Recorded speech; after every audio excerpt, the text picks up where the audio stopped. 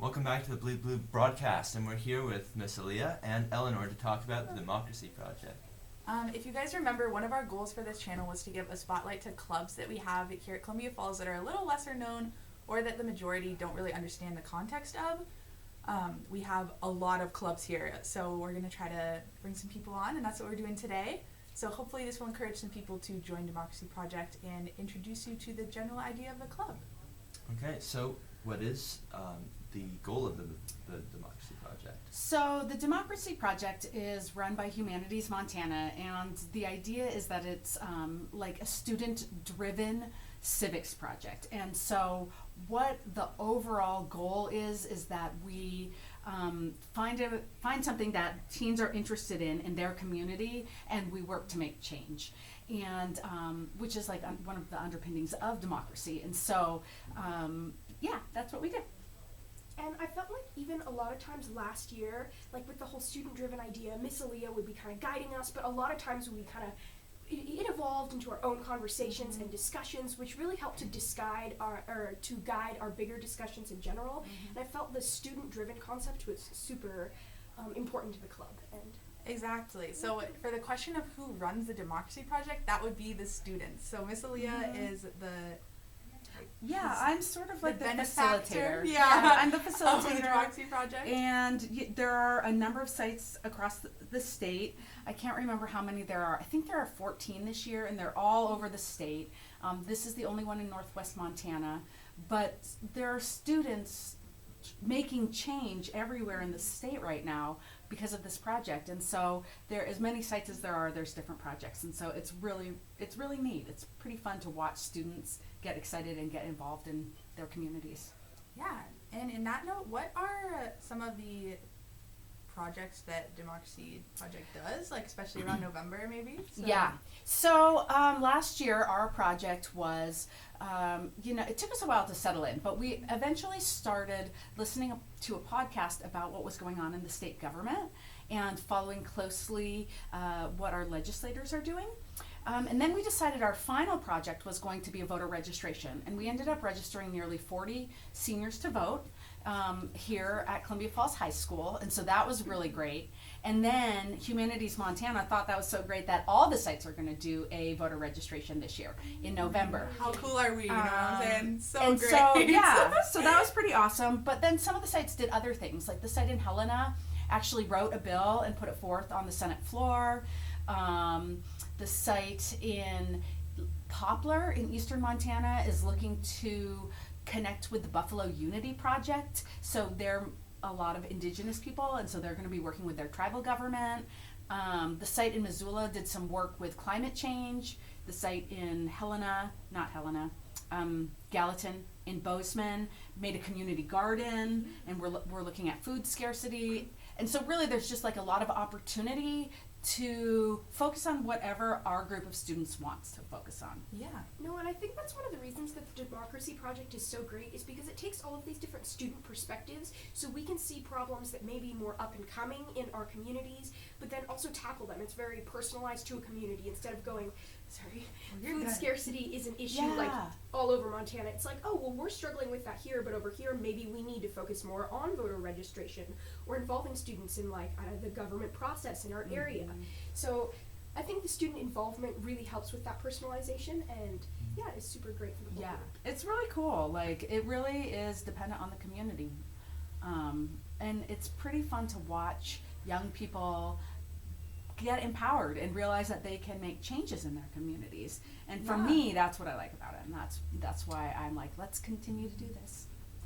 So I've heard that, so we've had a few speakers come to the Democracy Project. Can you tell us about? Yeah, so one of our speakers who came last year, his name is Taj Kellen. He's so wonderful. We had and a great time. Yeah, and he's coming back this year. Actually, Humanities Montana is asking all the sites to bring him. He does a really cool mind mapping workshop where to help you get your ideas on the ground, to help you try to focus in on what your project is going to be.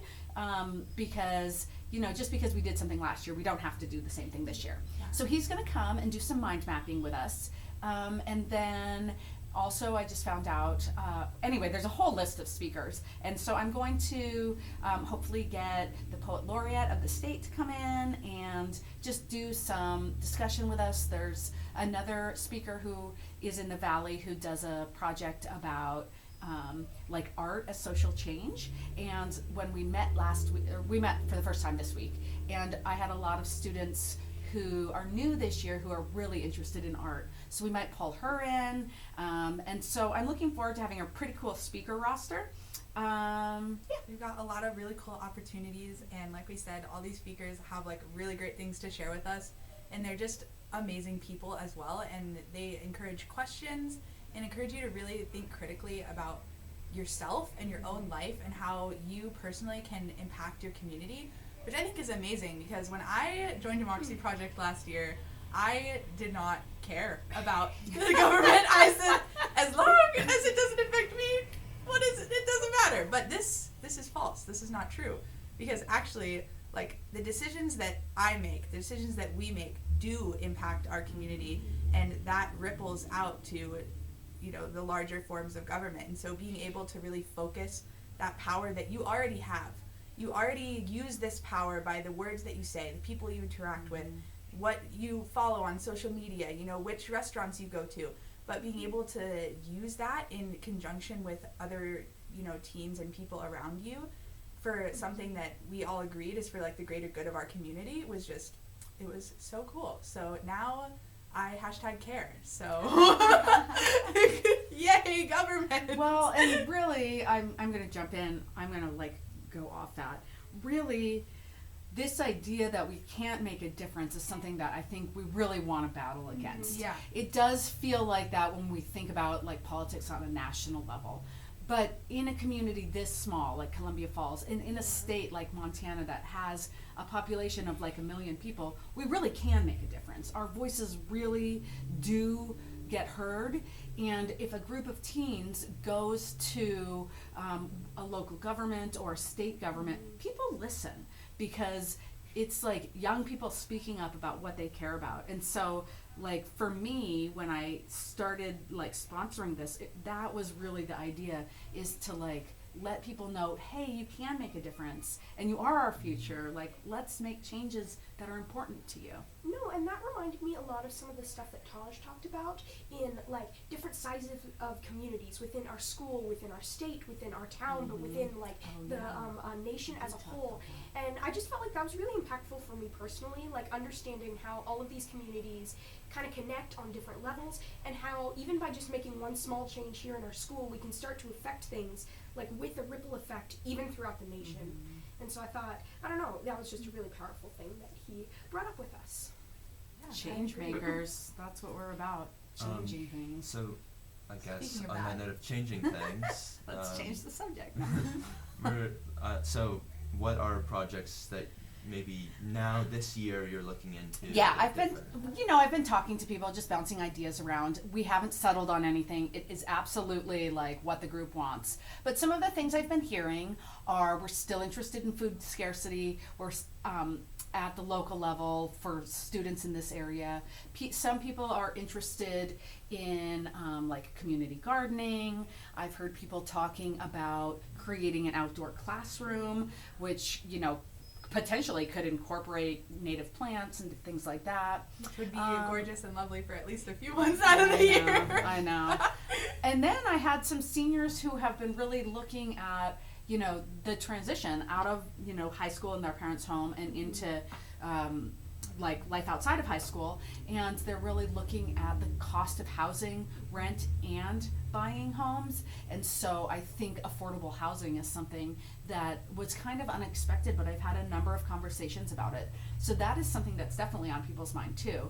So I think we will probably explore all those topics and more, depending on like what kinds of things come up as we do our mind mapping and brainstorming session with Yeah, Tash. exactly. And we definitely encourage you to come on out and join us. And if you have your ideas to share, this is definitely a space to learn. Like, you don't have to come in knowing anything. This is a space where we want to be able to inform people and just make you get involved in the community and feel great as a part of doing that.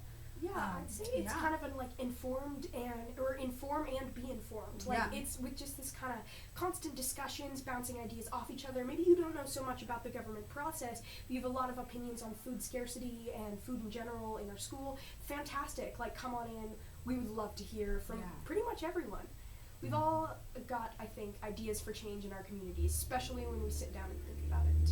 Exactly. So I think that was a bunch of wonderful information, and I'll try to link some resources below. Yeah, I'll share some of the Democracy Project like promotional materials. So. Cool. Yeah. So just check it out. Come check us out on Wednesday. Yes, Yep. Wednesdays. Yes, we would love that. Wednesdays at lunch in the library. Library. Come on down. I have treats. Yes. Sometimes you get a sweet shirt. Oh Exactly. yeah, Sometimes you shirts. get an awesome shirt. Rep the shirt. I know. have shirts. Yes. We can get more shirts. Yep. So, and remember that it's not a commitment to come and check it out, but you should just stop by and see what's happening and potentially join and like Yeah, hang come out along there for the and- ride. We're going to be doing a lot of cool things this year with lots of opportunities on the way. So thank you once again for joining us, Cecilia and Eleanor, our wonderful librarian and lovely sophomore. Yes. Well, no, thank you very much for having me. It was great to get to talk about the Democracy Project. We Thank want you you for to joining come us. join us. Yes. We Thank would you. We love to see. love people. Please come down to the library. Yes. This is not a ploy. Please come down to the library. Okay. All right. Have a great day, everyone. And go Go Wildcats. Go Wildcats.